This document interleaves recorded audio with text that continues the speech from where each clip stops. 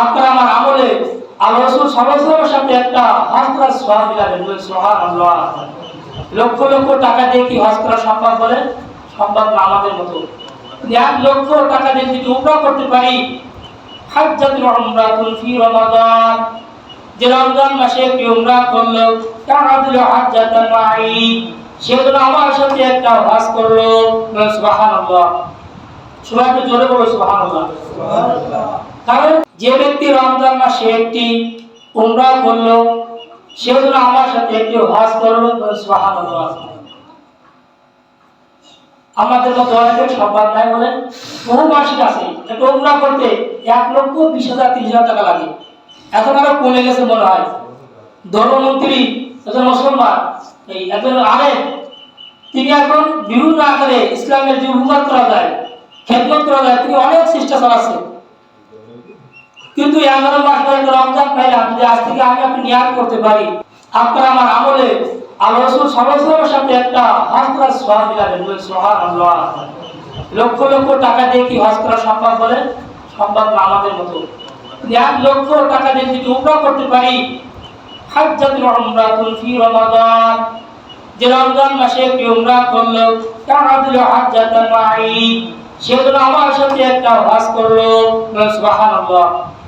সবাই একটু জোরে বলো সুবহানাল্লাহ। সুবহানাল্লাহ। কারণ এই রমজান মাসে যদি একবার সুবহানাল্লাহ বলা হয়, 1 লক্ষ আল্লাহ তাআলা নেকি দান করেন। সুবহানাল্লাহ। এই রমজান মাসে আল্লাহ এই অফার দিয়ে রেখেছেন, কিন্তু 11 মাসে আর অফার আল্লাহ দেন নাই। সবাই একটু খেয়াল করে শুনুন ইনশাআল্লাহ।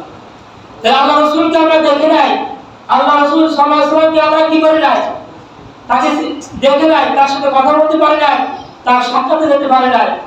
আল্লাহ রাসূল তার সাথে সঙ্গী হওয়ার জন্য একটা আমল আমাদের জন্য দিয়ে গেছেন, কি যে রমজানে একটা উমরা করবা, সে আমার সাথে একটা হজের সওয়াবের সমান সওয়াব পাবা। তাহলে একটা আমল, কত বড় আমল চিন্তা করেছেন? আমরা 1400 বছর পরে আমরা এই দুনিয়াতে আসছি। আল্লাহ রাসূল আগমন করার পরে 1400 বছর পর, কত বছর গেছে? 14 বছর কি মুখের কথা? সে কত বছর?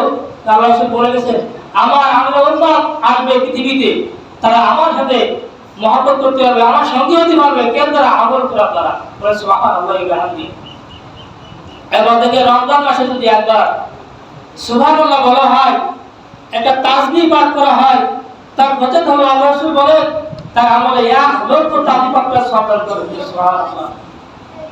তাহলে আমরা বিভিন্ন আকারে কাজে থাকি, ছোট হোক বড় হোক, গাড়ি চালাই, ইজি ব্যাগ চালাই, বিভিন্ন মাঠের কাজ, নৌকোতে মাছ ধরি, নদীতে মাছ ধরি, কিন্তু জবান তো আটকানো নেই, আছে বলে আল্লাহ রাসূল সিরাতি শায়াতিন, শয়তানকে আল্লাহ তাআলা তাকে বন্ধ করে রেখেছেন শিকল দিয়ে।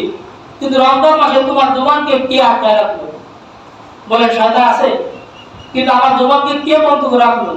ওই যে আমি 11টা মাস বিভিন্ন খায়সা কাজ করে থাকি, বিভিন্ন আজে বাজে কথা বলে আসছি, আমার এই 11টা মাসের কারণে আমার এই একটা মাস আগেও সেই আজে বাজে কথা ছাড়তে পারে নাই।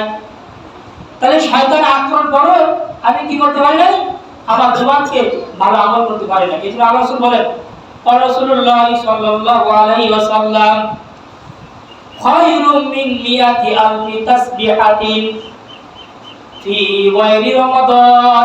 আল্লাহ রাসূল সাল্লাল্লাহু আলাইহি সাল্লাম বলেন, রমজান মাসে কেউ একবার একটা তাসবিহ পাঠ করবে, সুবহানাল্লাহ, বলেন সুবহানাল্লাহ, আলহামদুলিল্লাহ, লা ইলাহা ইল্লাল্লাহ, আল্লাহু আকবার।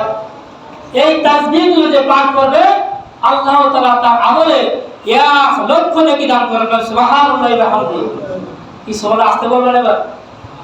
সুবহানাল্লাহ, বলেন সুবহানাল্লাহ। এই নেকি কে দেবে?